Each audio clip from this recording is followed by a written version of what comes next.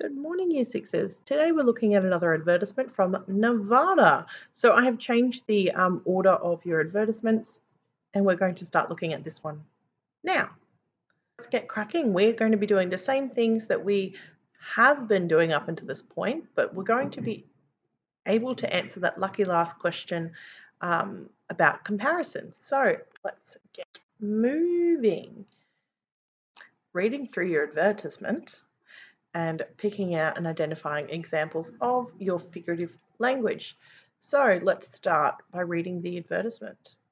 Whether you snowshoe up the canyon to get a bird's eye view of the largest alpine lake in North America, discover an intimate lakeside bistro, define your perfect shopping experience, snowmobile up 10,000 feet of unspoiled terrain in the Ruby Mountains, or enjoy the bounty of Lake Tahoe's 18 world-class ski resorts, all of which take place in more than 300 inches of snow and 300 days of sunshine annually, you too will find Nevada capturing your heart.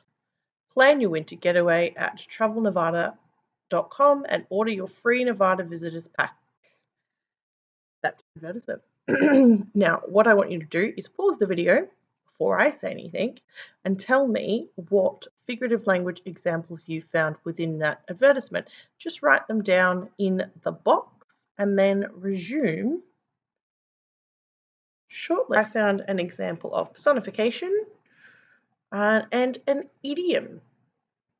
So I found personification, which was let Nevada capture your heart, intimate lakeside bistro, and capturing your heart.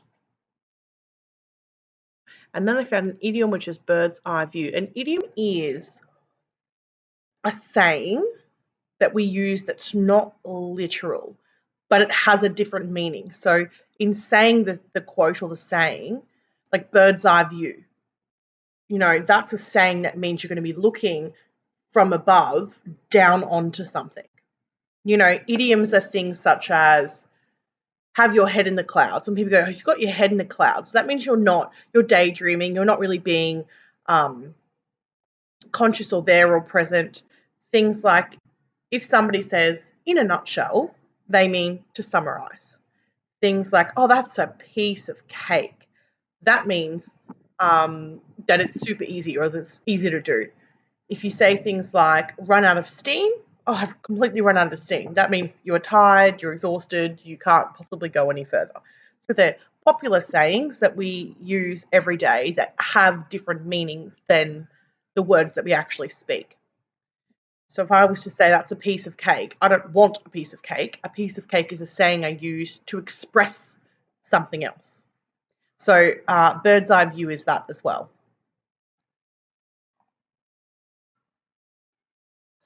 Now what we're going to do is you are going to go through and find the noun groups within the copy text. Now, one thing I'm going to continually refer back to are the difference between evaluative language and noun groups.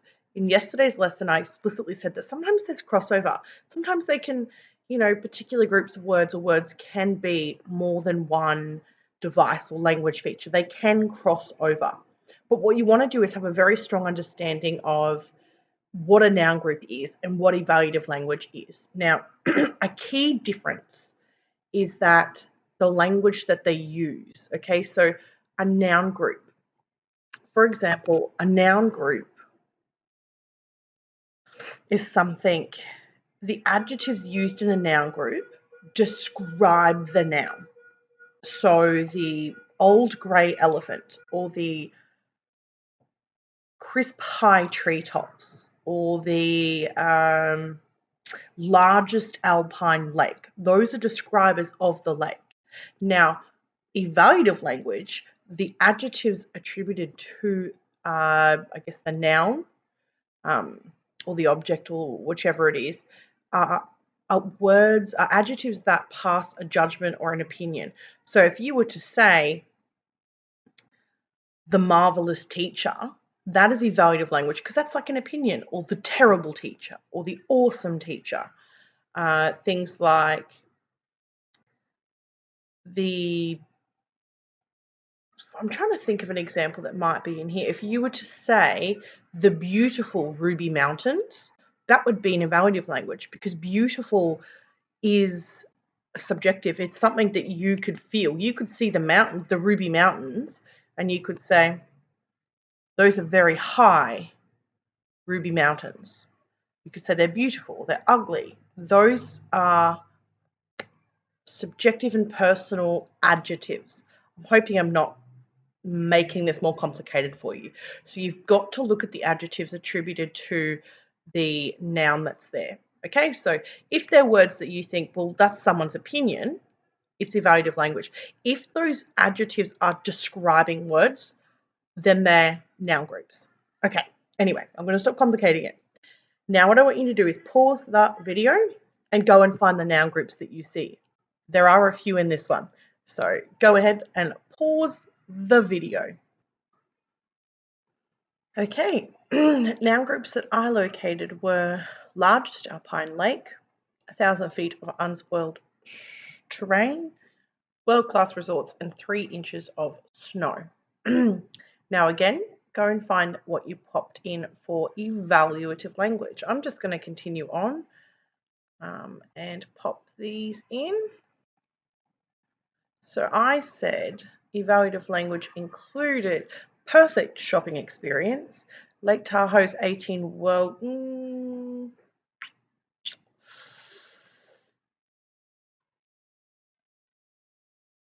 Trying to think whether world-class resorts fits in both or not. Probably inclined to say not. The other one that I would probably include into the evaluative language is the intimate lakeside bistro, because again, that's kind of, it's a describing word, but it's also a subjective one. Some places might call it cramped, perfect. If you were going to say small lakeside bistros, that would be different. That would be a noun group. But because this is intimate, I would include that in the evaluative language. So make sure that you write that one in as you go along. Modality, I'm pretty certain I had, what did I have in here? I'm just going to pop in what. Okay, so for modality, I put in you too will find Nevada, and then I just didn't write the rest of it. Capturing your heart was the last half of that. It's very high modality language. Repetition, they used capturing your heart twice. They obviously repeated Nevada, and then they referenced the target audience quite a bit. They were saying you. I didn't find any more, but feel free to go through and make sure that you have a good look yourself and make sure that if there are any, that you're including them.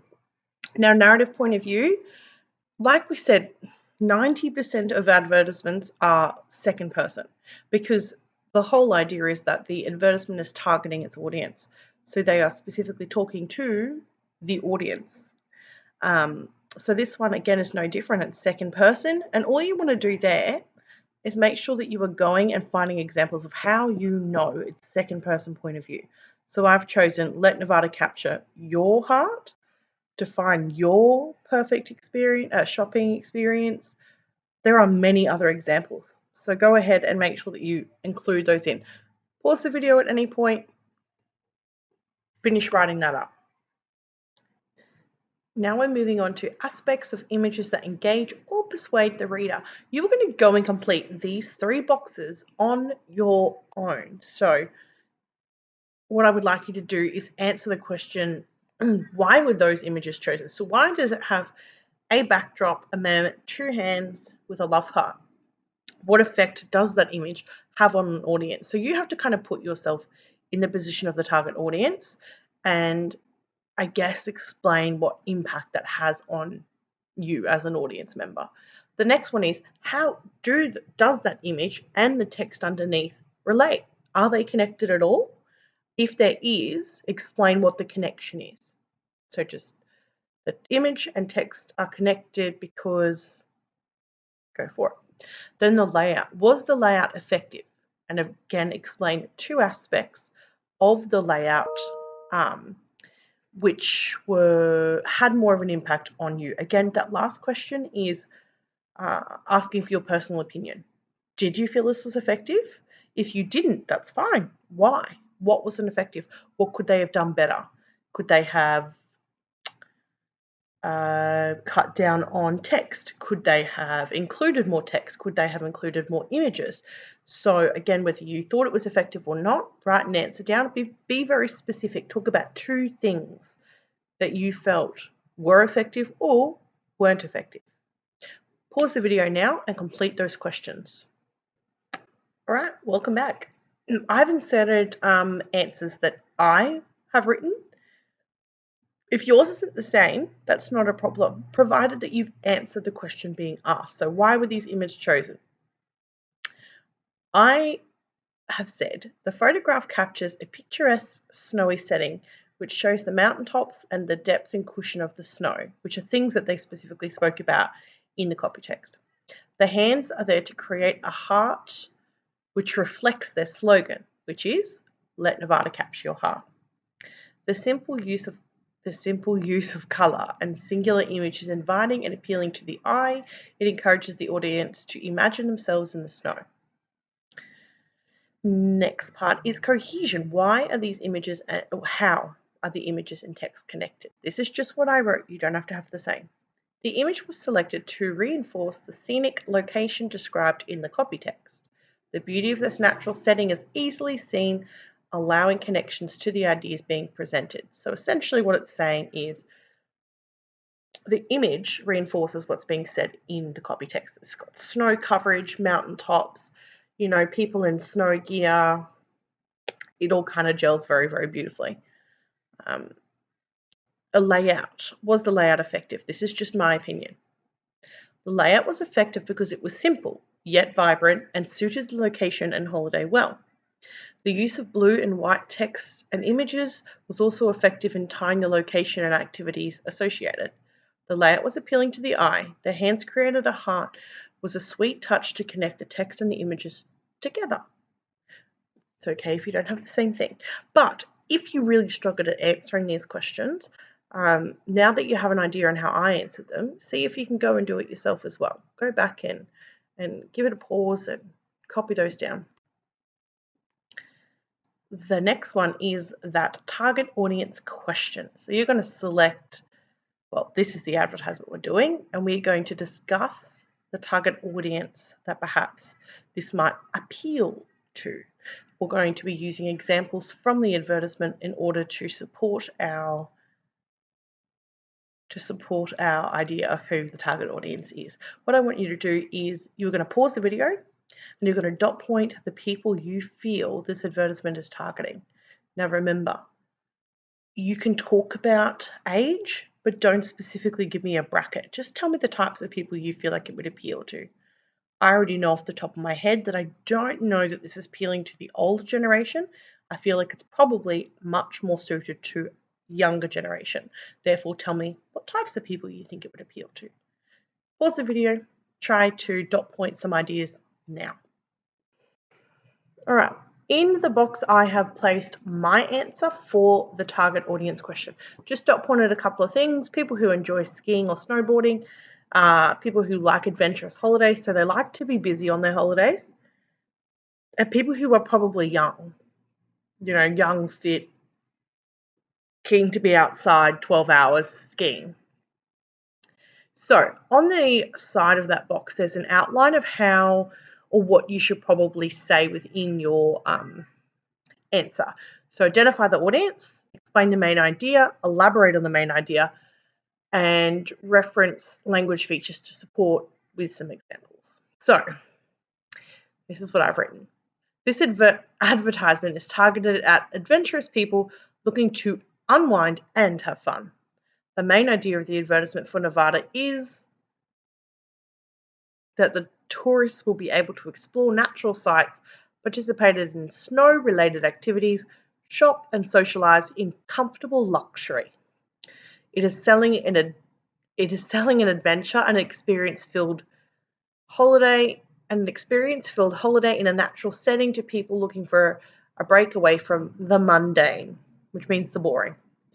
It uses noun groups that describe the natural attractions of the place, and evaluative language is about having a great experience or enjoying the luxuries of shopping and staying at Lake Tahoe's 18 world-class resorts. I could probably trim that down a little bit because I feel like I have repeated myself, but it's covered most of the things that you need. Well, I probably should have included a few more examples actually if I'm being accurate, but we'll leave it at that for now. Now, write your response here. What you actually need to do here is you need to compare two of the advertisements. Okay, you need to explain why one of them was more effective than the other. Okay, so what I've done is I've chosen the Washington State advertisement and I am comparing it to the Nevada advertisement. Okay, so what you might want to talk about are the target audience differences, identify and explain the strategies the advertisement uses to connect with its audience using examples from the tables above that we just did, and make comparisons with the other advertisement or emphasize your opinions. Make I statements. I felt that this one was more effective because I want you to talk about very specific things. Talk about the text, talk about the layout, talk about the color, talk about the language devices. So you could talk about figurative language. You could talk about noun groups, that you preferred the noun groups because it was very descriptive and it was spot on, or it appealed to you because you preferred the activities or you preferred the location. So be very specific with what you're talking about. So just have some examples ready to go. And it's okay to prefer one over the other. Give me reasons why. Okay, so I want you to pause the video and I want you to have a go at answering this question. It doesn't have to be a chapter book. It can just be a simple paragraph. Right, pause, and I'll see you in a second. Okay, I'm going to share with you what I had written for this last question. Overall, I like the Nevada advertisement better. I felt closer to its target audience than the Washington State advertisement. I liked the way it used color and description to entice the audience. The figurative language the author used explained all the different types of activities and experiences, making it sound very appealing, such as largest alpine lake, intimate lakeside bistro, 10,000 feet of unspoiled terrain, and world-class resorts. It made the audience feel as if there was something for everyone in Nevada. The text features were pleasant on the eyes and simple. They used blues and whites to tie together the snow aspect and the blue for water. I also liked the way the hands created a heart, which linked in with their slogan, "Let Nevada capture your heart." I felt that the Washington State advertisement was more like one you would see on TV. Its description, while good, wasn't as appealing to me. That's it. As long as you talk about very specific things, I spoke about the types of languages it had, I spoke about the text features, and then I slapped in a sentence at the bottom explaining the Washington State advertisement. If you want to go through and compare the language and compare the text features, you can, but as long as the answer is very clear as to which one you felt was more effective and why. And then a sentence or two to explain why the other one wasn't as effective or appealing to you. Tomorrow what we're going to do is have a look at the Nevada advertisement and compare it to a different advertisement, and we're going to run through a practice assessment. So we're going to do basically a run through of what the assessment's going to be like for you guys at home and us here, and it's in these next two lessons that I want you to very clearly and explicitly tell me if you are struggling to understand something. So you need to be very specific with emailing me questions and make sure that at this point, if you don't understand what a noun group is or what evaluative language is, you need to email me directly and ask me a question, and then I can do my best to explain that before I give you your actual assessment next week to complete. Okay, guys, so the next two lessons are going to be very important in getting you to understand what each of these things are and how to identify and explain the features that you see. All right, until tomorrow, guys. See ya.